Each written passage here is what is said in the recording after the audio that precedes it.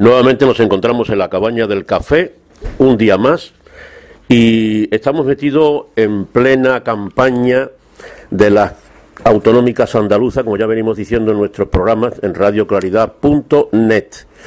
Y hoy tenemos aquí a dos compañeros de Podemos, y hay que decir una cosa muy clara. Vamos a ver, ¿por qué siempre viene Podemos? Pues una cosa muy sencilla, porque cada vez que se le invita, vienen. Otros partidos políticos se le está invitando y no están viniendo, entonces o no aceptan la invitación por lo que sea, o bueno, no lo sé, no quiero entrar en más disquisiciones con ellos, pero si ellos si no se les invita y no vienen, pues lógicamente no están aquí. Eso es una cosa de pura lógica. Y hoy tenemos con nosotros a dos compañeros, como decimos, de Podemos. Uno se llama Jesús Manuel o María. Manuel. Jesús Manuel Castillo, profesor de Ecología en la Universidad de Sevilla, 40 años, activista, y fue el número 13 en las elecciones, en la lista de las elecciones europeas. Lástima que conseguís tener más que 5, si conseguís 20 os metéis, vamos, estás allí en Bruselas. Bueno, luego Álvaro Leal, también estudiante de Historia en la Universidad de Sevilla, con lo cual somos casi colegas, segundo curso, 19 añitos. Y además tiene un blog que dice Cuando la historia fue cambio. Es un blog al cual le invitamos a que acudan ustedes y a que entren, porque se van a enterar de cosas muy interesantes en cuanto a la historia. Pertenece al Círculo Sevilla Este y concretamente al Grupo de Extensión y Comunicación. Bueno, pues también ha escrito algo, ¿no? Ha escrito algo sobre esto, ¿no, Álvaro? Investigación de política. Luego nos la explica, de política española desde la transición hasta ahora. Bueno, pues con este planteamiento verán ustedes que no va a faltar enjundia en el programa. Y vamos a plantear justamente cuando nos encontramos casi en el ecuador de la campaña, casi en el ecuador. Hoy decimos que hay un acto de Podemos en Carmona, también estuvimos en Écija, hemos estado también en Sevilla Este, estuvimos también en Bellavista. Y el día 18 estaremos en Osuna, el equipo de radioclaridad.net estaremos en Osuna, concretamente el día 18, aparte de otros días que lo va cubriendo nuestra directora Angelines Rubín. Nosotros hicimos aquí en radioclaridad.net, hicimos una encuesta, y por aquello de igual que el médico tiene el ojo clínico, pues aquí uno con los años que tiene ya de radio y de prensa a las espaldas, pues no sé, nos asaltó un poco la idea de hacer un poco una especie de encuesta de lo que podía ocurrir cuando todavía ni se vislumbraba siquiera que doña Susana Díaz iba a adelantar las elecciones andaluzas. Preguntamos sobre desempleo, preguntamos sobre sanidad y se preguntó también sobre enseñanza y corrupción, como asimismo en política. Esa fue una primera encuesta. Luego hicimos otra en la cual, aprovechando una asamblea abierta, pues estuvimos preguntando, bueno, pues entre otras cosas, vamos a mirar los papeles porque lo tenemos aquí, ya no tenemos tanta memoria, sobre la edad de los que participaban, el nivel de estudios, cómo conocía la asistencia de Podemos y finalmente el sexo de las personas que acudieron a esa asamblea. Dicho todo esto, como es una frase ya muy conocida en las tertulias, dicho todo esto, pues vamos a hablar con los dos invitados que tenemos hoy aquí en la Cabaña del Café. Bueno, pues vamos a empezar por uno de ellos, uno de los compañeros, Jesús Manuel Castillo, profesor de Ecología en la Universidad de Sevilla, como decimos, y nos va a decir en principio cómo ve la campaña, cómo la está viendo. ¿Qué hay? Buenas tardes.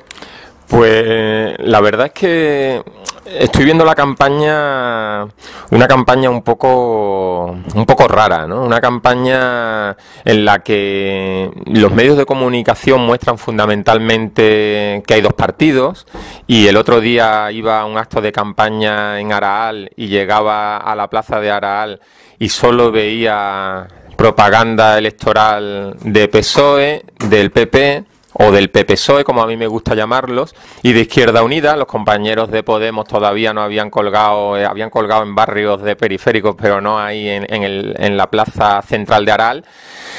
Y pensaba, esto parece un espejismo, parece que el tiempo se ha detenido hace 2 años y pico en las últimas elecciones andaluzas. Y cuando uno ve la tele también, ¿no? Parece que parece que todavía el bipartidismo sigue existiendo y el bipartidismo es historia, ¿no? Entonces, algunas veces observando la campaña electoral, tengo esa impresión, la impresión de que hay alguna gente que no se quiere creer o que no quiere ver que ha llegado el momento del cambio, ¿no? Yo el otro día, hablando allí en Aral, decía, ¿no? En Grecia estamos viendo cómo se están esforzando desde todos los poderes fácticos, los grandes empresarios, los gobiernos de Merkel, de Hollande, todos los grandes gobiernos del centro de Europa, en hacer que el cambio que quiere Syriza no sea posible, porque saben que se juegan mucho no solo en Grecia sino también aquí, ¿no? Entonces veo la campaña andaluza conectada con muchas cosas a nivel internacional y también a nivel estatal, porque es la primera campaña de este año electoral,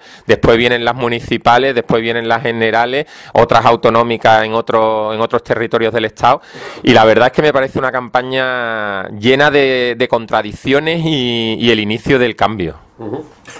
Bueno, esta es la impresión que tiene naturalmente Jesús Manuel Castillo. Nosotros nos vamos a decirlo, ya lo decimos, tenemos varios espacios, una vez que es visto y oído, otro tenemos Carlos X, también nos envía cositas, artículos, y prácticamente estamos coincidiendo con lo que dice Jesús. Que, bueno, luego hablaremos del tema este. Vamos a pasar ahora a Álvaro, porque quiero que ustedes también lo conozcan. Álvaro Leal, que es estudiante de Historia de la Universidad de Sevilla, tiene 19 años... y tiene un blog, también, de esto todo nos va a hablar. Álvaro, ¿tú cómo estás viendo la campaña desde el punto de vista de Podemos y con 19 años? Buenas tardes. En primer lugar, encantado de participar en este programa. La campaña está siendo muy complicada a nivel de la precipitación que ha tenido.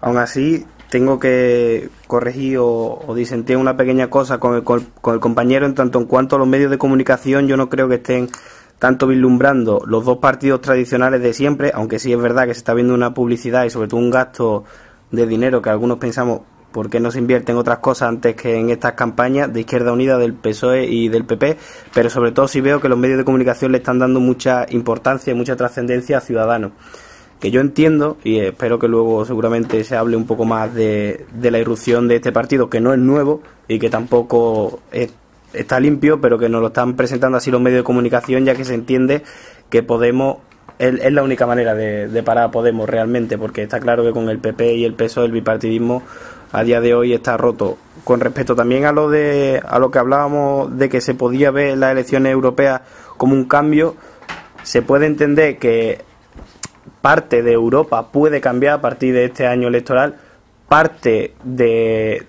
partiría del principio de que España, Portugal, Francia eligiesen políticas contrarias a la que representa la Troika y Alemania en este sentido, pero el primer cambio electoral que puede haber es en Andalucía. Por lo tanto, el peso que tienen los andaluces, ya lo decía el otro día el compañero Íñigo Errejón en el acto que tuvo de principio de campaña, es espectacular, porque no solo toda España nos está mirando, sino que en este sentido seguramente toda Europa y buena parte del mundo esté mirando a las elecciones andaluzas, que pueden ser la primera en la que una fuerza como es Podemos, que a día de hoy nos dan las encuestas que incluso podemos ganar las elecciones, va a ser la primera en las que se mira después de las europeas, en las que teníamos muy corta trayectoria. Así que va a ser realmente estudiable lo que pase este año.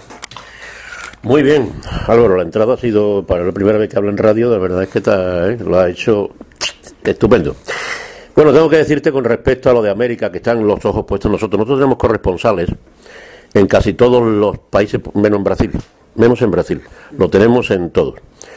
Y en todos los países de Hispanoamérica, incluido Estados Unidos. Y México. O sea, Sudamérica, Centroamérica y Norteamérica. Y también Canadá, se me olvidaba, en Toronto.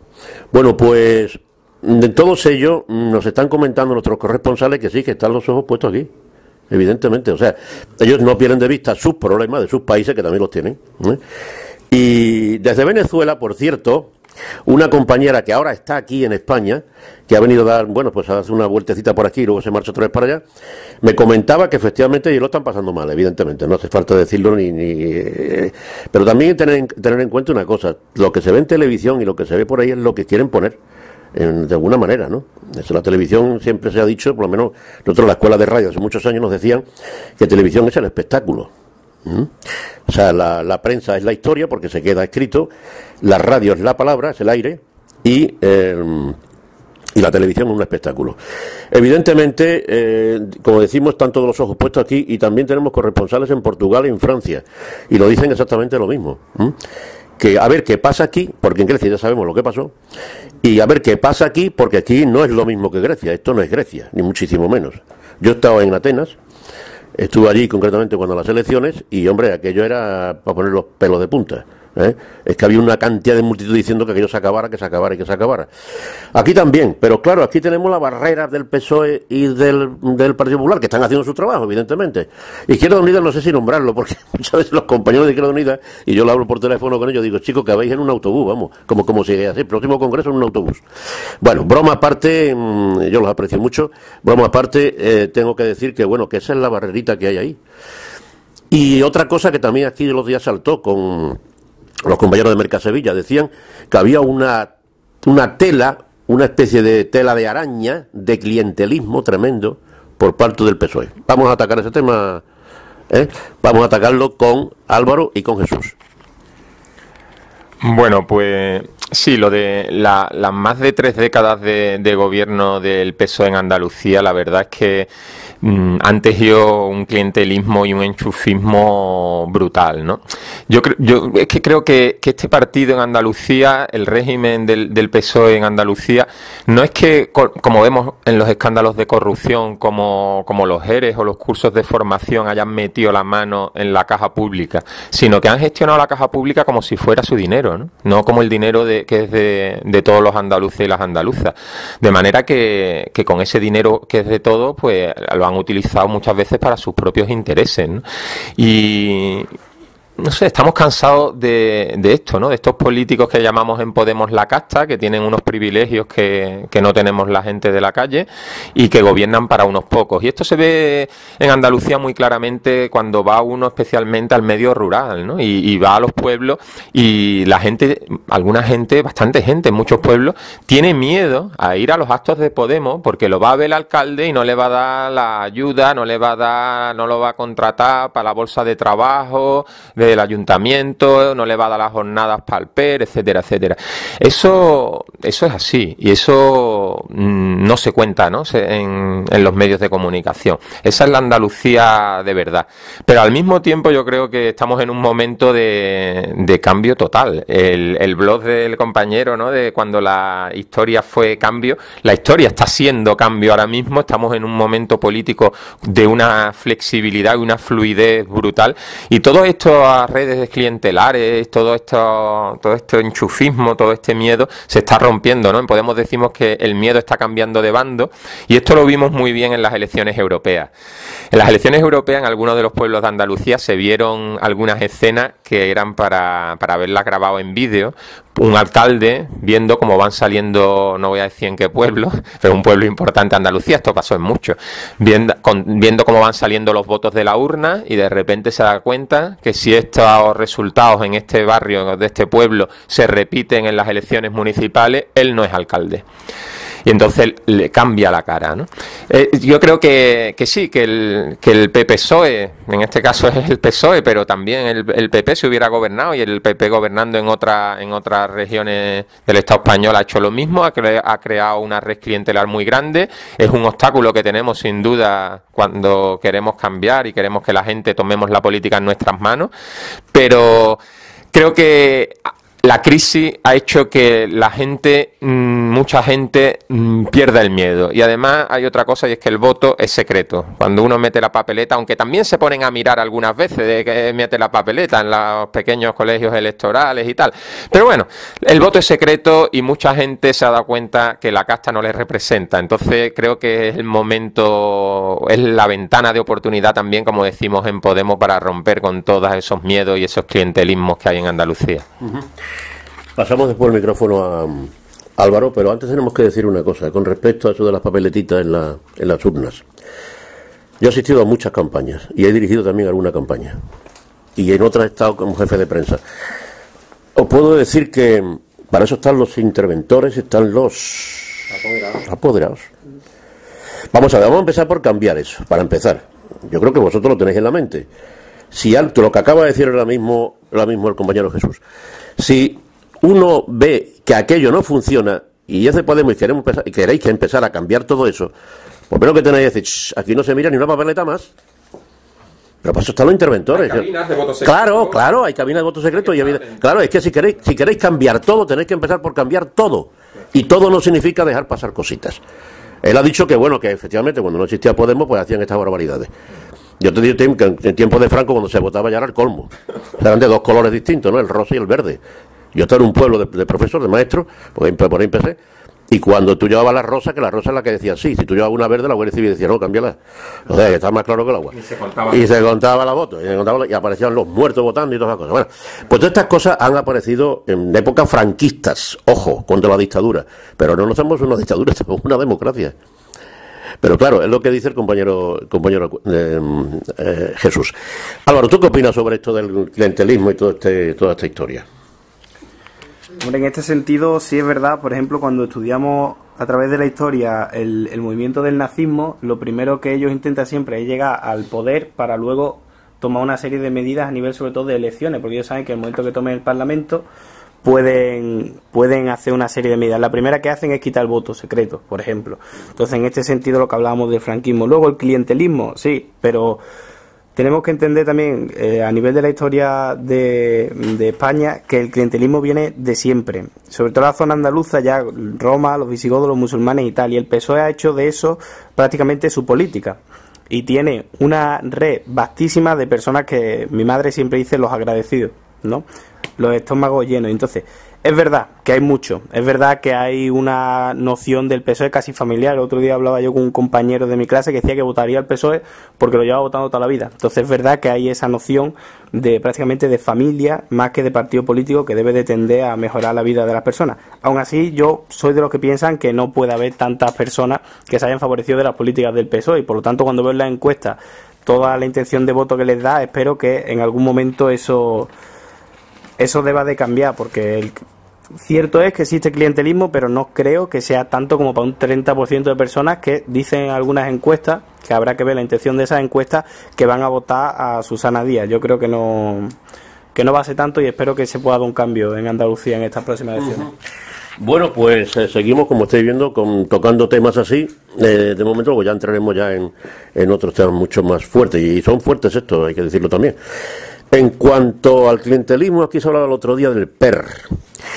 El PER. Y una compañera, que es nuestra corresponsal en Huelva, estaba presente, dijo, oiga, pero lo que hay que quitar son las gestorías, ¿no? Las gestorías del PER. Si quitamos las gestorías, pues se evita mucho dinero, se quita mucho dinerito, pero el PER debe seguir existiendo. ¿Qué opináis sobre eso? Bueno, yo aparte de ser profe en la Universidad de Sevilla, soy delegado sindical del Sindicato Andaluz de Trabajadores, y nosotros en el sindicato, nuestros compañeros y compañeras del campo tienen una amplia experiencia sobre este tema, ¿no? Nosotros nos oponemos al PER, ¿no? Porque el PER es una limosna que, bueno, estoy hablando desde el Sindicato Andaluz de Trabajadores.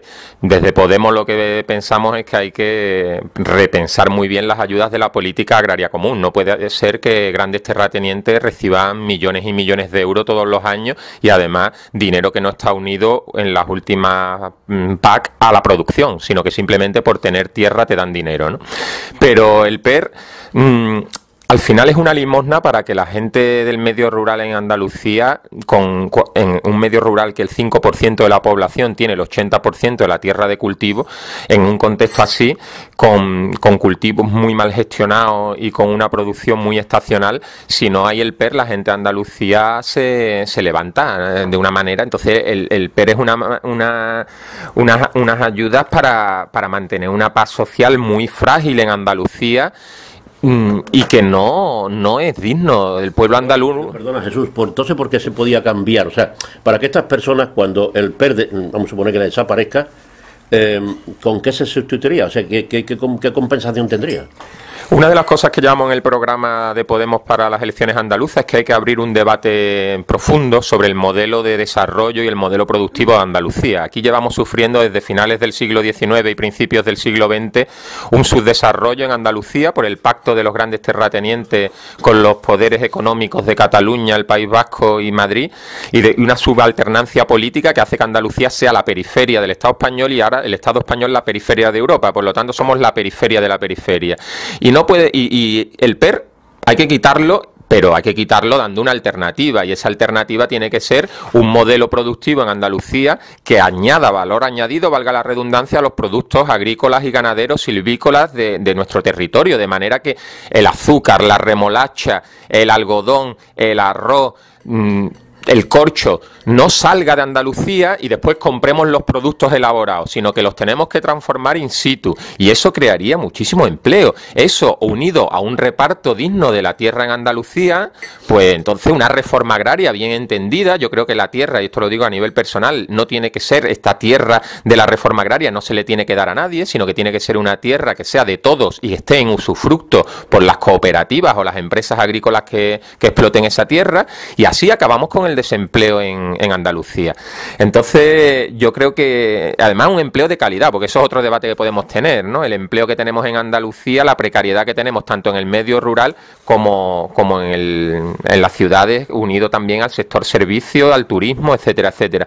Entonces, yo creo que antes de quitar el PER, por supuesto, hay que generar una red productiva en Andalucía de valor añadido que transforme los productos que tenemos en Andalucía. Tenemos unas tierras riquísimas, somos afortunados en eso, y tenemos, por ejemplo, sectores de innovación que están ahora surgiendo y que tenemos aquí, estamos al nivel número 1 mundial, como son las energías renovables, por ejemplo, y que somos una tierra muy rica, pero no necesitamos vivir de limosna. Lo que necesitamos es que la gente se sienta realizada en su propia tierra, y, por ejemplo, que no tenga que haber miles y miles y miles de personas, exiliados económicos, que están abandonando nuestra tierra, y además muchas veces los mejores, la gente más preparada. Antes de pasar a escuchar la opinión de Álvaro, vamos a decir una cosa que decía mi padre, como todos los padres son sabios, pero más que nada por su cultura o lo que tenga, también por la edad. Y decía mi padre, que en gloria esté, que decía lo siguiente: mira, hijo, en el año 35... y en el año 34, y en el año 31, que era la época que él cogió jovencito, las naranjas agrias se caían al suelo y nadie las cogía. Entonces, ¿qué hacían los ingleses?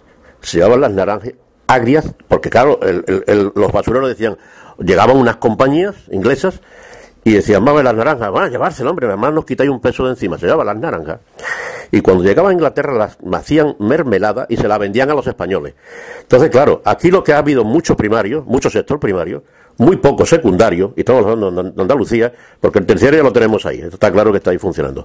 Pero el secundario, el que tú dices Jesús, que no funciona. Evidentemente aquí tenemos mucho primario, pero ese primario, eso es lo que tú dices, lo tenemos que mandar fuera para que fuera lo regresen otra vez. Álvaro, te lo hemos puesto en bandeja de plata, ¿no? Totalmente. En este tema yo creo que aquí, como decía el compañero, dentro de Podemos no tenemos ninguna duda. Nosotros no queremos un modelo que sea de la Andalucía de sol y playa, de camareros y de personas que con 4 carreras cobren 1.000 euros al mes por ponerte, ¿sabes? Por ponerte copa. Está bien pagado, mira. Claro, y para que vengan alemanes aquí. Desde luego ese no es el modelo en el que queremos. También creo que pues es interesante hablar de que el PER viene del modelo que aparece de la Europa proteccionista, económicamente hablando, tras la Segunda Guerra Mundial. Es la única medida de esa Europa. ¿Por qué digo esto? Porque es una medida que estamos hablando en 1950, cuando se crea la Comunidad Económica Europea. Una serie de medidas que se toman se van poco a poco quitando. Sabemos que ahora vivimos en un mundo mucho más neoliberal, más abierto, que no nos ha beneficiado en gran sentido, pero bueno, es así. Y entonces, ahora mismo tenemos un modelo al que estamos cada vez adaptándonos más abierto, pero todavía queda el PER, que es una cosa que viene de muy antiguo. Por lo tanto, es un tema complicado lo de tomarlo. Tenemos que intentar ir poco a poco dejando atrás esta Andalucía con una reindustrialización. Por eso pues es interesante que Podemos pueda gobernar ya desde aquí en el primer momento, para ver qué se puede ir empezando a hacer en Andalucía. Y luego, algo que yo creo que es muy importante, también hay que tener en cuenta el tratado que se está intentando llevar en secreto con Estados Unidos, que es muy complicado cómo nos va a poner las cosas. Y por último, yo creo que lo más interesante es un estudio que leí hace tiempo, en el que decía que una parte considerable de la energía que utilizaba Alemania, me llamó mucho la atención porque procedía de placas solares, y era una parte proporcionalmente mayor a la que tiene España. Por lo tanto, en España no se ha apostado por un modelo de ecosocialismo, como se podría decir, ¿no? De una industria ecológica, que somos un país que tenemos naturalmente mucha capacidad para eso y no se ha utilizado. Se ha utilizado para hacer concesiones, amigos de, y que mucha gente gane mucho dinero, pero no se ha puesto en práctica. Y realmente podríamos preguntarnos, bueno, no, seguro, podríamos una parte de la deficiencia que tenemos en el sentido de las energías la podríamos compensar con nuestros recursos naturales, pero claro, eso no interesa a empresas multinacionales. Entonces tenemos que empezar a preguntarnos por qué los gobiernos que se supone que son españoles y representan al pueblo han preferido darle paso o darle pie a los beneficios de grandes multinacionales antes que apostar por una soberanía también que podríamos tener en el sector energético. Yo creo que eso es la clave. Muy bien, estamos dando un pequeño repaso a lo que es hemos entrado justamente casi sin proponerlo en lo que puede ser el futuro industrial de Andalucía. Hombre, industria sí que hay, evidentemente, pero no la suficiente, como lo que decía muy bien Jesús, para cubrir toda esa materia prima que sale de aquí, que va a otro sitio, porque vuelvo otra vez al ejemplo de mi padre, ¿no? Decía que lo que te estás tomando lo estás poniendo encima del pan de naranja. Esto es la naranjita que tú has visto que se quedan de los árboles. Y naturalmente eso nos queremos, yo creo que todos, ¿no? Que pase más. Bueno, pues vamos a entrar en otro tema. Si no tenéis algún tema más así que os parezca importante entrar ahora, si no, yo voy a lanzar sobre la mesa, sobre la tierra de la cabaña, estamos encima de tierra, la cabaña esta. Bueno, vamos a los paseitos. Los paseitos que me hacen por las calles, los distintos candidatos. Bueno, vamos a ver. El señor... vamos a ver, ¿cómo enfocamos esto? Para que la gente no se sienta, porque luego dicen, que nosotros, que decís tal, que decís cual. Bueno, tenemos que decir, evidentemente, que todas las opiniones que se viertan aquí por nuestros invitados, los responsables son absolutamente ellos. O sea, Radio Claridad no es responsable de las opiniones. Bueno, pues tenemos que decir que el señor Juanma, que es el candidato a la presidencia de la Andalucía por el Partido Popular, se está paseando ya por las calles. O sea, primeramente hay una etapa de mítines, etcétera, etcétera, de charlas, de y luego, naturalmente, vienen los paseitos, esto por las calles, en la cual se cogen a niños pequeñitos, se les da besitos, se cogen a los viejecitos, se le echa la mano por encima, se comen zanahoria, lo que haya que hacer, vamos, se meten en el supermercado y si no le gustan las fabadas, le ponen una fabada y las tiene que comer, en fin, todas estas cosas, son los sacrificios de la política, ¿qué vamos a hacer? Yo creo que evitando eso, sin entrar en broma, evitando esos problemas, no salen a la calle durante 4 años. Pero claro, el que no le gusta la fabada no va a estar comiendo fabada con los 4 años, prefiere estar en el despacho y que le traigan allí un buen jamón. Bueno, pues en vista de estos pasitos vamos a hablar de ellos, ¿no? Podemos, ¿qué idea tiene sobre estos acoger niñitos por la calle y besarlos y todas estas cosas un poco tipo norteamericano? Y se hace naturalmente prácticamente en todos los países del mundo, pero aquí, por la crisis que estamos pasando y por la historia esta, 4 años después, que cada vez que tocan, como decían el otro día los compañeros de Mercasevilla, cada vez que tocan alfombra, chico, y moqueta, esto cambia, esto cambia. Hay una especie de metamorfosis en el político, que pasa de ser un hombre agresivo y tal, que me voy a comer el mundo y todas estas cosas, a cuando se sienta en el espacio se acabó, y durante 4 años no se le ve por la calle. ¿Vamos allá con ese tema? Vamos allá. Bueno, la verdad es que es muy interesante este tema porque está conectado con muchas cosas. Yo creo que una de las cosas con las que se conectan estos paseillos que comentas es con la acusación que nos hacen muchas veces de populistas, ¿no? Y coger a un niño en brazos, irte al mercado a saludar a la gente que está allí comprando, a los tenderos, etcétera, etcétera. Solo cuando son las elecciones pues tiene mucho de populismo, ¿no? Normalmente esta casta política va en coches oficiales de un lado para otro y no sale a la calle. Yo me acuerdo cuando estábamos con el 15M ocupando las plazas, cuando nos dimos cuenta que en las plazas la democracia de verdad, la democracia autogestionada funciona, y pensamos que lo mismo que estábamos haciendo en las plazas lo podíamos hacer en los barrios, lo podíamos hacer en nuestras ciudades y pueblos, lo podíamos hacer a nivel andaluz y más allá.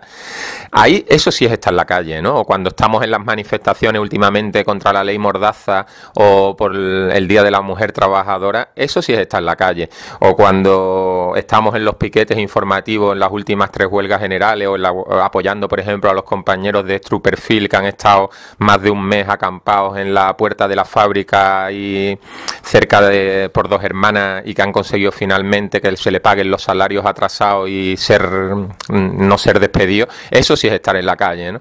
La casta esta de estos políticos profesionales que, como la presidenta andaluza, por otro lado, una presidenta a la que nunca hemos votado, sino que la han puesto a dedo, esta casta política ve la calle cuando son las elecciones como un escenario. Salen a la calle como si estuvieran en una película, ¿no? Y una película que es totalmente irreal, porque no muestran realmente los problemas que tenemos la gente de abajo, ¿no? No hablan con gente que les diga lo que está pasando, que no llega a fin de mes. El 40% de la población en Andalucía o vive en la pobreza o está en riesgo, está muy cerca del riesgo de exclusión social, ¿no?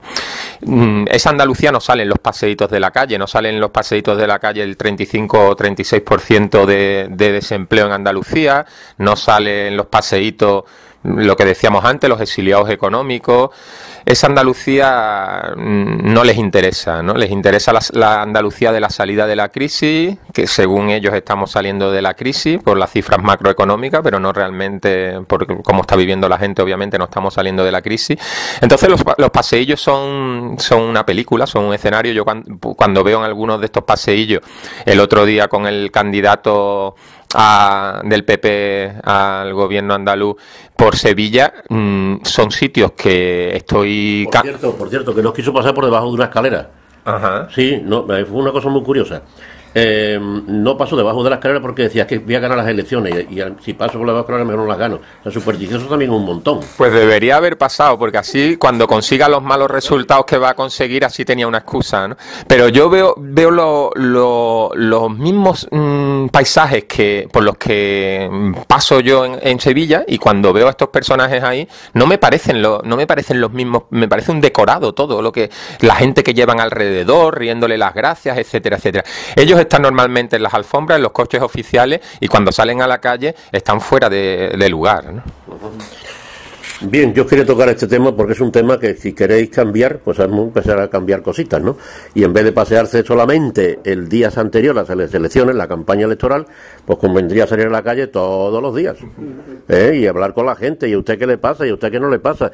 Yo no he visto, ya entraremos en las municipales en su momento, pero en la autonómica, hombre, Susana Díaz sale algunas veces para hacer una foto, el de PP ni te cuento. Señora Arena está más veces en el Senado que por aquí, y bueno, y así todo. Pero bueno, como aquí no estamos ni en contra ni a favor, simplemente estamos hablando con Podemos. Cuando ellos vengan, si quieren venir, pues que digan lo que les parece, lógicamente, porque esta emisora está abierta a todos. Paseitos taurinos, no sé si te gustará a ti los toros o no, pero bueno, paseitos taurinos, ¿qué tal? Pues este tema es divertido, cuanto menos, porque yo siempre recuerdo aquella imagen del el máximo representante del Parlamento Europeo del PP, que era Arias Cañete, montado en un tractor antes de las elecciones, ¿no? Que es algo que después, cuando llega y está en enredo en aguas turbias y tiene mucho dinero en unas empresas y en otras empresas de medio ambiente, dice, bueno, no sé si pega mucho con la campaña, ¿no? Eso es populismo, pero populismo del malo, ¿no? Porque sabemos que hay diferentes tipos. A mí no me parece mal, estas medidas de campaña siempre y cuando sean sinceras. El problema que tiene aquí tanto el PP como el PSOE, como el invento comunicativo, que es el nuevo partido, que ya he dicho que no es nuevo, que es Ciudadanos, no tienen credibilidad. Es el problema que tienen ellos, pero me parece bien que la gente esté en la calle. El otro día, sin ir más lejos, la compañera Begoña, número 1 de Por Sevilla de Andalucía, estuvo con nosotros en un meeting y luego se quedó con nosotros. Estuvimos allí en un bar tomando una Coca-Cola y tal, y estuvimos hablando. Eso me parece bien, la cercanía. El problema es que la cercanía, como ha dicho el compañero, en gente que suele viajar en cualquier sitio menos en metro, ¿no? Recordamos aquella portada de Monedero se esconde en el metro. Ya sabemos que Esperanza Aguirre ahí no se va a esconder nunca. Y bueno, lo único que hay que decirle a este tipo de política, porque yo creo que no hay que darle más bombo, ¿por qué no vienen a la radio? Porque ellos tienen otros medios de comunicación, la comunicación a día de hoy es imprescindible y como Podemos no tenemos esos medios, tenemos que luchar en cualquier sitio donde se nos pueda poner un micro, porque el mensaje tiene que llegar a la gente y desde luego ahora mismo estamos en un momento de la campaña en el que no interesa para nada que se oiga la voz, porque ya las grandes empresas no tienen esos share que tenían antes cuando llevaban a Pablo Iglesias, ahora ya no va Pablo y ahora ya, bueno, el beneficio no es tanto y no interesa que ganemos las elecciones tampoco. Entonces, lo único que sí que quiero decir aquí, seguramente Susana Díaz nos esté escuchando, entonces le quiero dejar un mensaje porque el otro día leí una entrevista en la que finalizaba el diario El País, ¿no?, totalmente imparcial, finalizaba con una frase de Susana Díaz que me encantó, que decía que quería dejar una Andalucía digna y respetable. Entonces mi respuesta, y yo creo que la de la mayoría de andaluces, es eso, que deje Andalucía. O sea, que la deje digna, respetable y que la deje y que se vaya porque nadie la ha elegido y espero que nadie la elija. Bien, aquí me comunican una cosa ahora. Me pasan una nota diciéndome que el espacio que tenéis para Podemos es del 1%, el espacio publicitario. ¿Esto es correcto o nos estamos equivocando?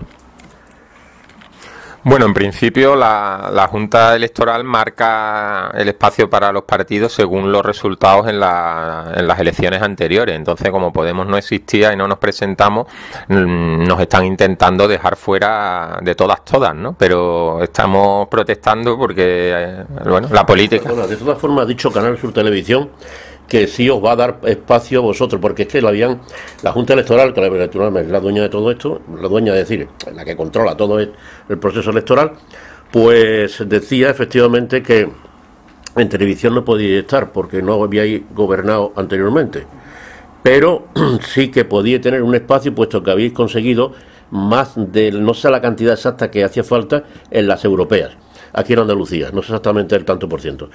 Pero luego salió al paso de Televisión Andalucía, o sea, Canal Sur, y dijo, y eso hay que decirle a su favor, que dijo que a pesar de todo, que iba a contar con vosotros, como de hecho está contando además, ¿no? Sí, después de mucho protestar están contando con nosotros y además es que sería absurdo que en esta campaña electoral para las andaluzas ignoren a Podemos, porque es que el bipartidismo es historia y es un tiempo de cambio. Entonces cualquier medio de comunicación que no hable de Podemos en esta campaña está anclado en el pasado, ¿no? Entonces cualquier profesional de la información, y hay muy buenos profesionales de la información en todos sitios, son conscientes de esto y quieren que Podemos esté presente. Otra cosa son las órdenes políticas, ¿no?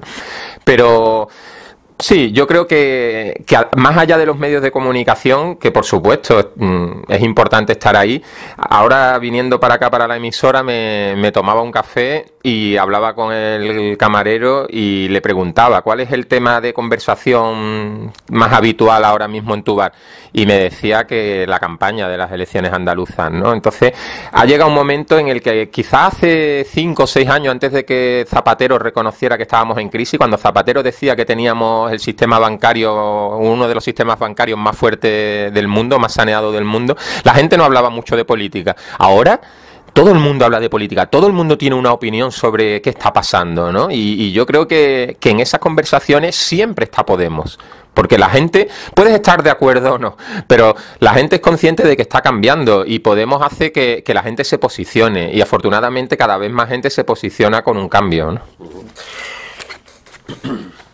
Yo en este sentido también quiero decir una cosa. Claro, la gente se está politizando a un ritmo realmente rápido porque el agua le está llegando a los pies, y ya el que no se moja es porque yo, por ejemplo, en mi caso tengo un hermano que estudió la carrera de historia como yo y acabó la carrera, hizo prospecciones, hizo excavaciones y está en Edimburgo trabajando en una tienda. O sea, el que no se moja es porque está cogiendo el barco o el avión y se está yendo. Entonces, claro, la gente se está politizando, y había un chiste del Roto, que es esta persona que hace viñetas y tal y publica con el seudónimo del Roto, que a mí me encantaba, que decía: patrón, las masas populares han salido a la calle, ¿no? Están por el campo y vienen hacia aquí enfurecidas.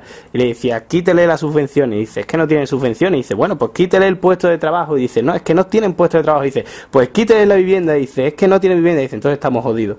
Entonces eso es lo que pasa. A día de hoy hay una serie de... Han estirado tanto la cuerda, el pacto social lo han roto tanto, que hay una serie de personas a las que ya por mucha comunicación y por mucho engaño y populismo y áreas cañetes sobre objetos extraños subidos no se le va a poder engañar, y seguramente se demostró ya el 31 de enero con la movilización más grande de la historia contemporánea de España, y se va seguramente en estas próximas elecciones y en las generales se va a ver a través de las urnas. Decía también otra viñeta muy buena, que van a tener que reforzar las urnas de la fuerza con la que va a ir la gente a votar y las ganas que tienen a votar, que seguramente sean las elecciones con más ganas y con más ilusión después del franquismo.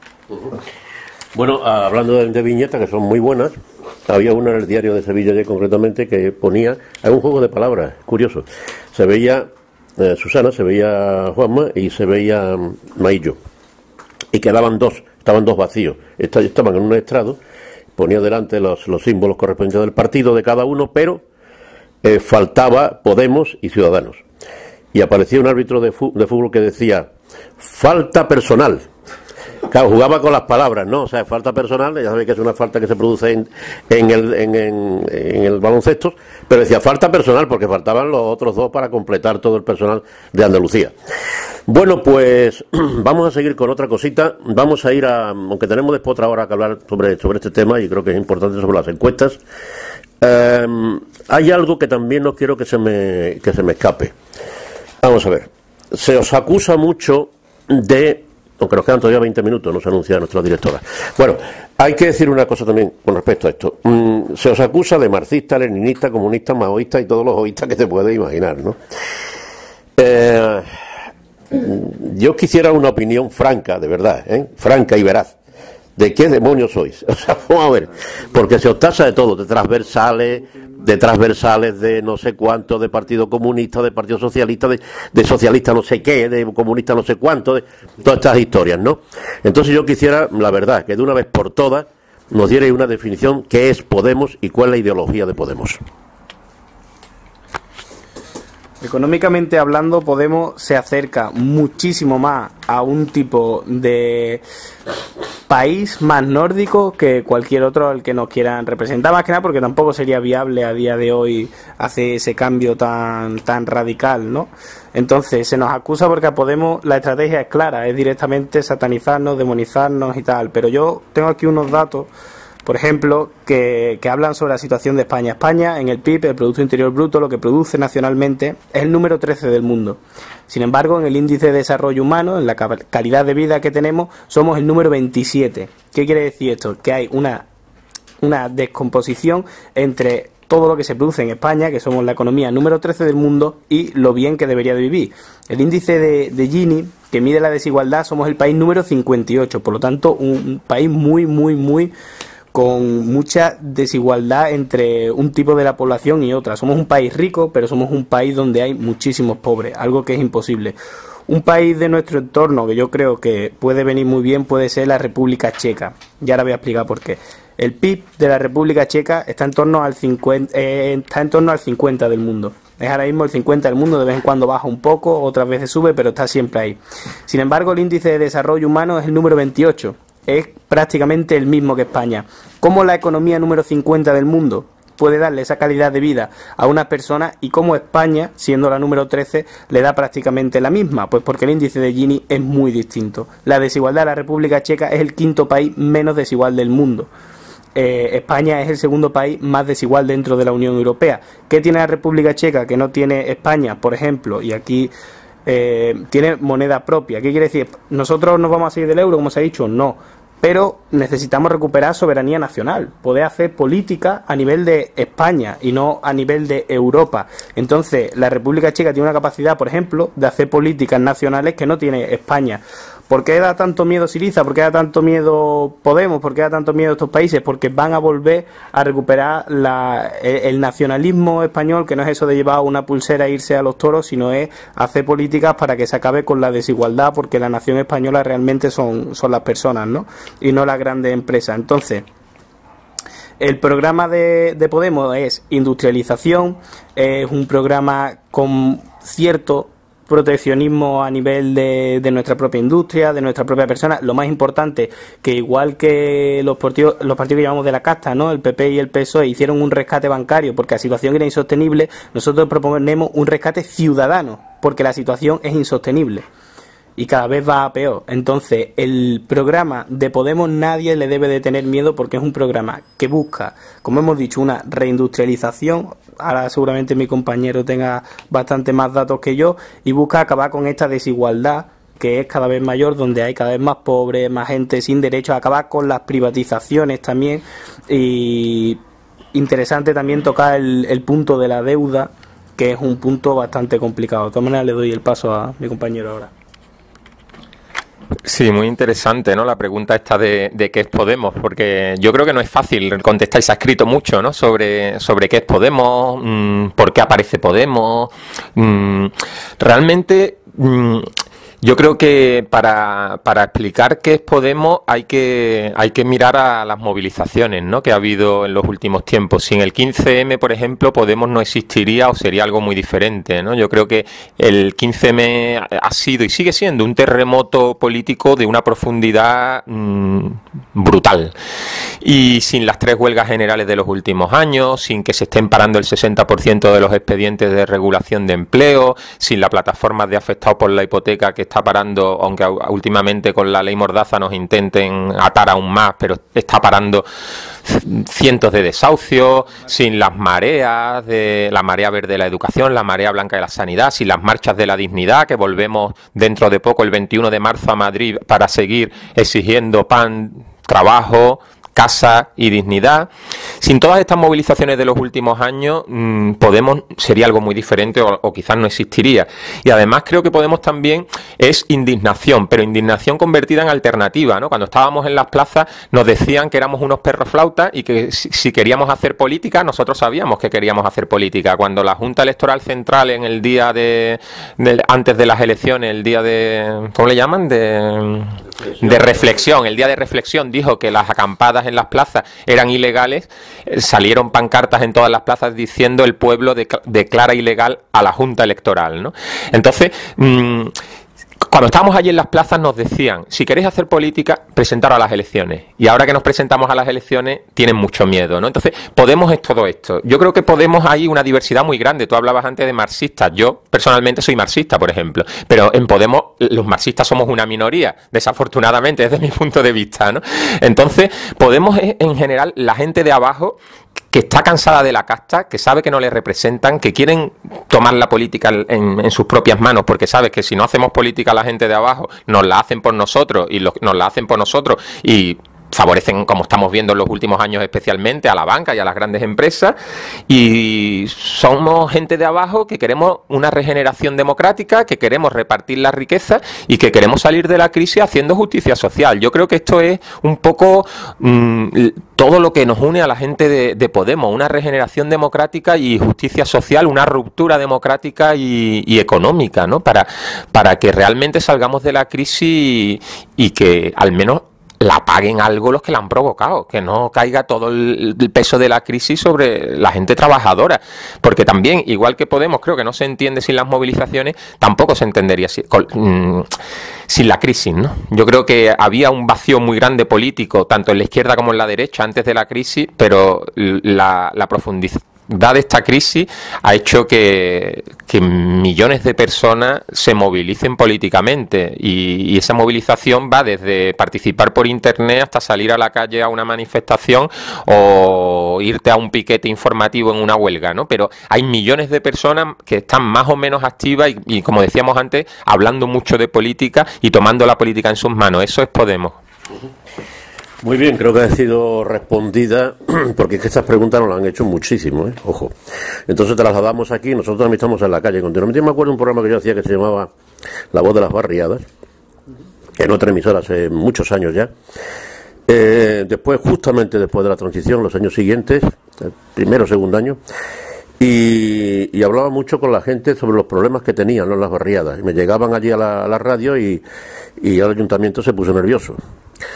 Y era del PSOE, ojo. Entonces se puso nervioso. Y entonces dijo: oye, Antonio, ¿por qué nosotros no podemos ir también a contestar? Digo: me encantado de la vida.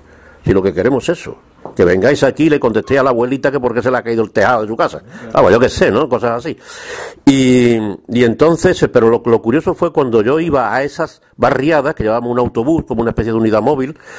Entonces ahí llegábamos y a mí me recibían, y perdonad esa inmodestia, me recibían como un señor que estaba defendiendo al pueblo, cuando en realidad los que tenían que defender a los concejales, etcétera, etcétera, ¿no?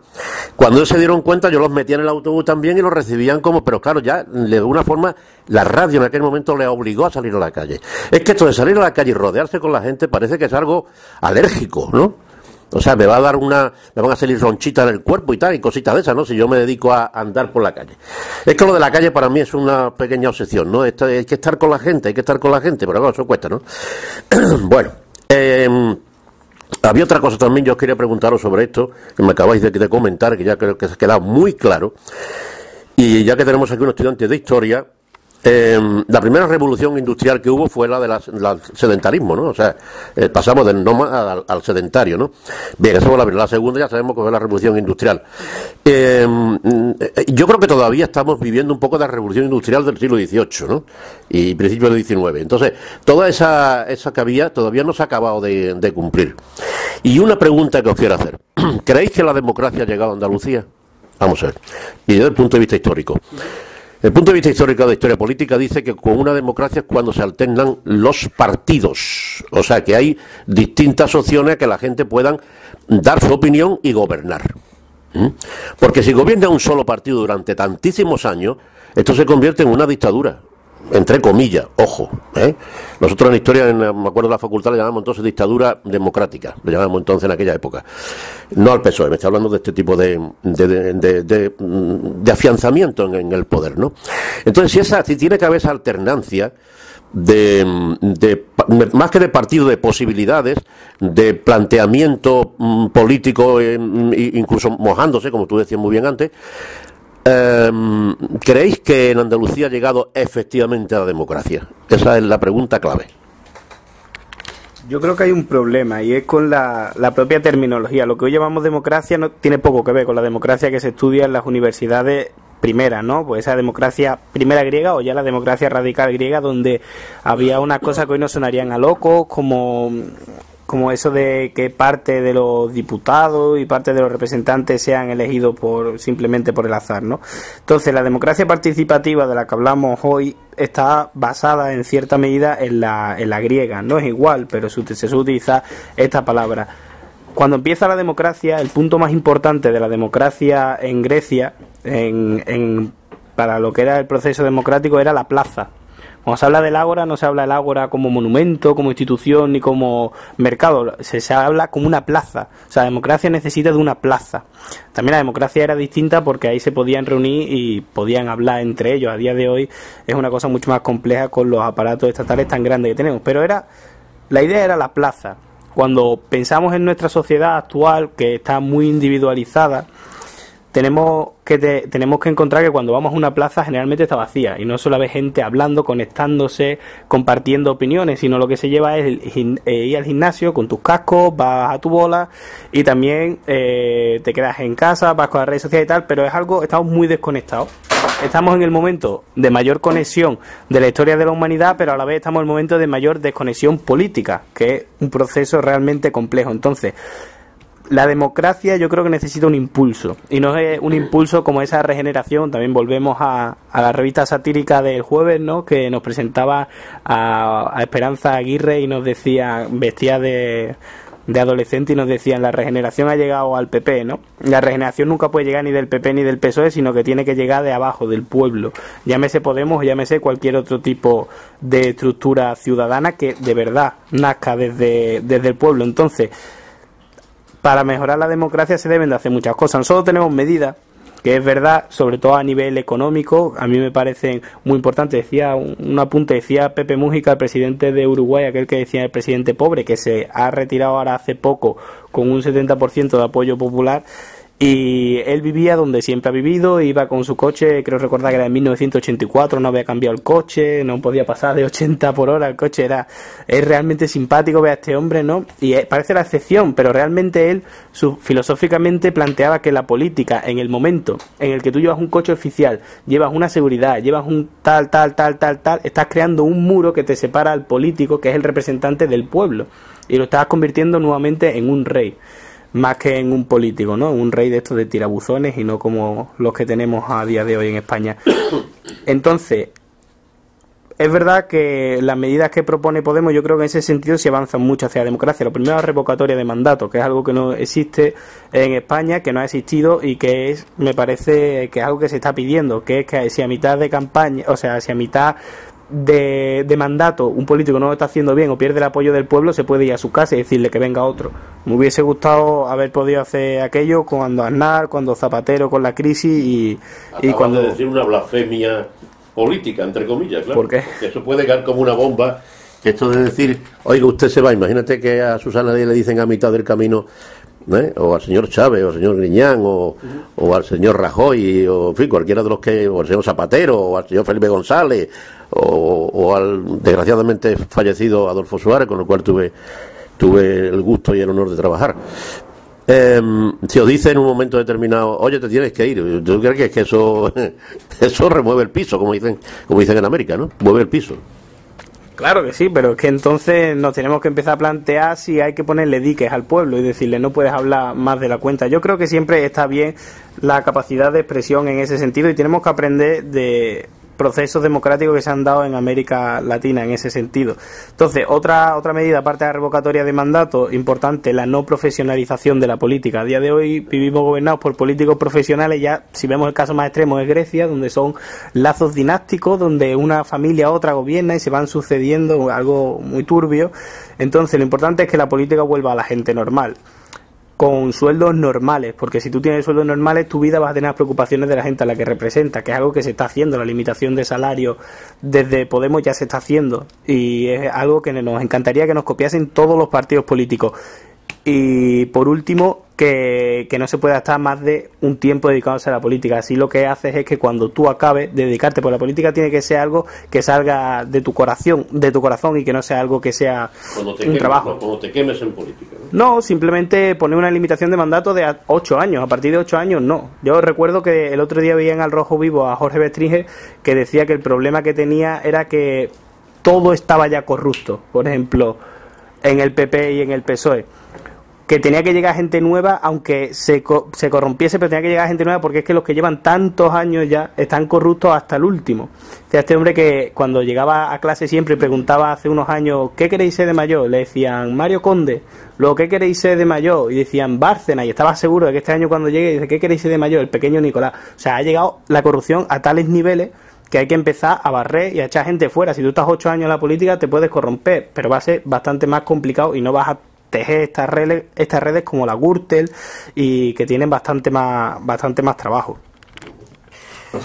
Bueno, pues creo que nos quedan 5 minutos, nos dice la directora del programa, que es nuestra directora, aunque yo llevo el programa, pero la directora es ella, y nos quedan 5 minutos, vamos a aprovecharlo bien. Luego nos queda 1 hora más, o sea que tenemos tiempo para hablar amplio de todo esto, o ampliamente.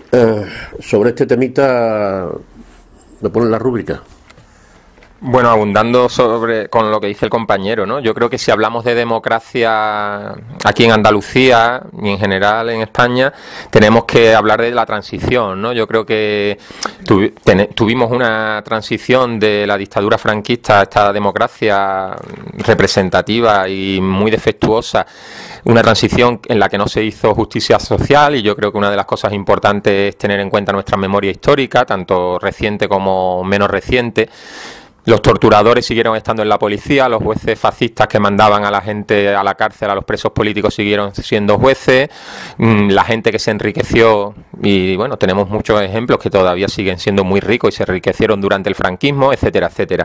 Esa transición tan defectuosa pues nos llevó a una democracia muy limitada. Hubo mucha gente que luchó en los 70 por una democracia mucho más avanzada socialmente y democráticamente que la que tenemos ahora. Solo hay que ver, por ejemplo, las posibilidades de participación mediante referéndum en otros países de Europa o en algunos estados de Estados Unidos, ¿no? Donde continuamente se están votando, bueno, que la gente decida sobre temas que le afectan en su día a día, como pueden ser temas relacionados con la vivienda, con el medio ambiente, con el empleo, etcétera, etcétera.